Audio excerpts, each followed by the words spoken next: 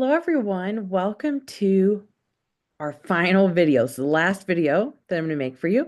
We've made it to week 15 and finals week. I just want to say I've been so impressed by your micro memoirs, and I hope that you have had as much fun writing them as I've had reading them because they've really blown me away. Um, so I'm going to talk through what we're doing for the rest of the term. So this week, week 15 and finals week, and hopefully address any questions that you have. But obviously, if you have more questions, you can just shoot me an email. So there's in week 15, you're going to read this mini lecture about getting published. It just has some good information about um, how to get published. And I'm really encouraging you this week. You're going to create a submission packet. It's a two-part assignment. You're going to first find some places to submit for publication, and then second, you're actually going to make the submission packet. This is what you would send out. Now, I'm not going to know if you send it out or not, but I want to extremely, extremely encourage you to send it out because everyone in here has written something that's worth sending out. If you're going to the trouble of making the submission packet, I just really think you should submit it. You don't have anything to lose because if the magazine or journal or anthology doesn't take it, so what, right? You're no worse off than you were before. So, and you're getting credit for the submission packet. So I really highly, highly encourage you to submit it. I'm just going to open up this assignment about finding places to submit. What I have done is I have given you some links to places where you can find opportunities for submission. So for submittable, you need to make a login, but it's free. It's free for writers to use. Okay, so you'll make a login the first time. Then you'll go to the Discover tab and you can filter it by poetry, fiction, nonfiction. So micro memoir fits under nonfiction. And you're going to look for places that have these are calls for submission. So this is journals, anthologies, contests asking for you to submit. Some of these places there's a fee for reading or a fee for entering the contest, but there are a lot that are free. So if you really want to submit something, you don't want to pay a fee, I'm not asking you to pay a fee, so you can absolutely look for free opportunities. Casey Knott actually mentioned this last week when she was talking with us. So she said like she looks for free, right, opportunities. Poets and Writers is a print magazine, also has a website, and they have submissions for, I think they have May and June up right now. New Pages is another good site that has a rolling submission. So it shows you where you can submit. So these three places, Submittable, Poets and Writers, New Pages, are not places you're going to submit to. They are like the directory or the phone book, if you will. If you remember phone books. Oh my gosh. They're the directory of places to submit. So you're finding places on there. You're not submitting to these actual places. The last one's a little bit different. Chicken Soup for the Soul is a place you could actually submit. I put this on here because several of you I mentioned as I was reading your micro memoirs, I thought, ooh, this would be right up the alley of Chicken Soup for the Soul. I have been published in several of their anthologies. They always do things on different things about family, different things that are pets, different things that are humorous. So they have themes, and you want to find, is there one of those that one of your pieces would fit? They have to be true stories, so micro memoirs. They are a paying opportunity, meaning they will pay you money to publish your piece. So if you can get something in there, highly recommend it. They also send you some free copies. So that's a great opportunity. If you have something that fits, you have to read it and find out. Okay. And then what you're going to do is exploring those sites. You're going to find two or more places. So if you find more than two, that's great, but at least two where you can send it. And I want you to write up just a short description of what the place is, give the link. You want to actually go to that link of that site. So for example, if you're going to Rattle, which is a great poetry magazine, you're going to go to their website and just see what they publish. You want to see, does my stuff fit in here? And there's really kind of two reasons to do this. One is if you read it and go, oh yeah, I really like this stuff. It's kind of like what I like to do. It's my vibe. That's great. You send it there. Alternatively, if you look at it, you go, I don't get this stuff, or this is weird, I don't like it, then you don't want to be part of that. You don't want to send them your stuff. So you're discerning, right? You're determining where you want to send something and being a discerning. Okay. And then so that is the submissions for publication. You're going to find those at least 2 places by Friday. That's so that you have some place to set to make a packet for.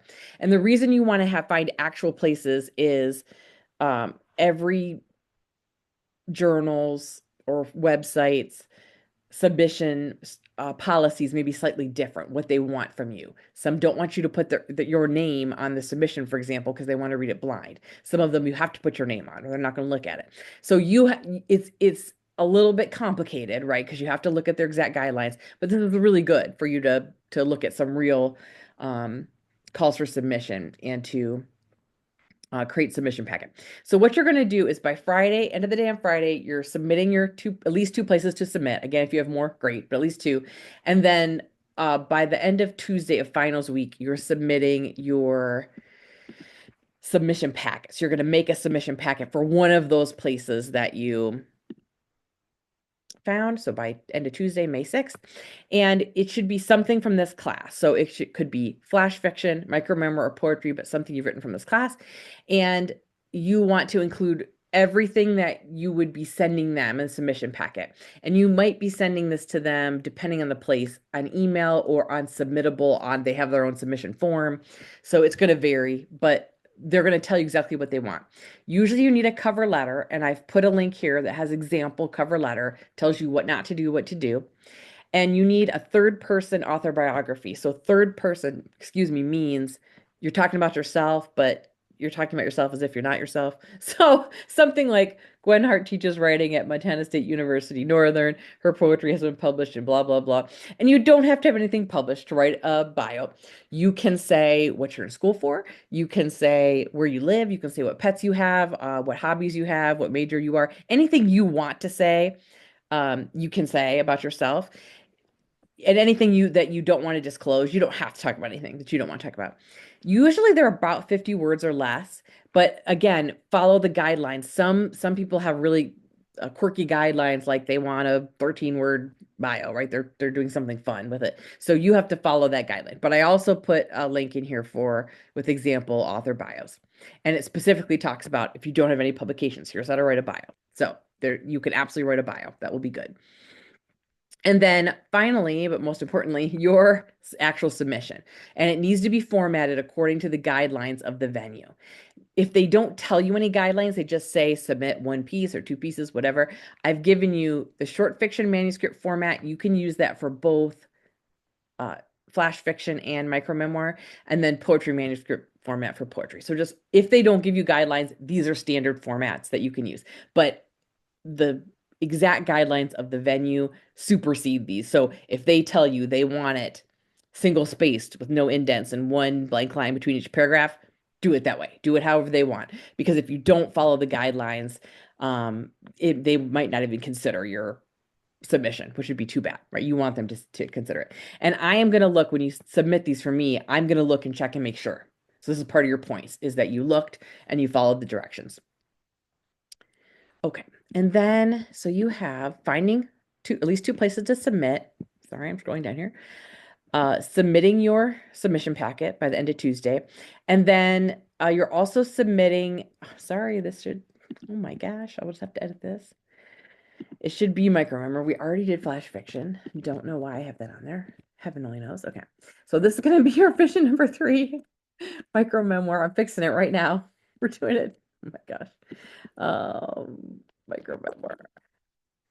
I fixed the assignment, so I know that was right. Okay, so you're going to look at the micro memoir, pick one of your pieces that you want to revise, and put it in that revision. And just like we've done with the other pieces, a really short paragraph about what you changed, what you like about it, what you would do if you have more time to work on it, etc. So you've already turned in poetry revisions. You turned in a flash fiction revision. This is the last one, micro memoir. So you're turning that in also by the end of the day on Tuesday of finals week, May 6th. And then the final is a reading of your choice of either 2 poems or 1 micro memoir piece or 1 flash fiction piece. So you decide. The face-to-face students, we are meeting in Cowan Hall on our exam period. It's Tuesday the 6th, 10 a.m. And if you are somewhere where you could come in and join us, you're welcome to. But I know most online students cannot come in. So I'm asking you to um, record yourself reading. So you can do this on your computer, you can do it on your phone, and whatever program you're comfortable with. If you need help, let me know and I will help you figure out what would be the best option for you. And you can use Zoom, you can use a free Zoom account. You can use anything you have that you can record yourself reading it. And what I'm looking for is that you're reading it in a professional manner. Read this 10 tips for reading your writing in public.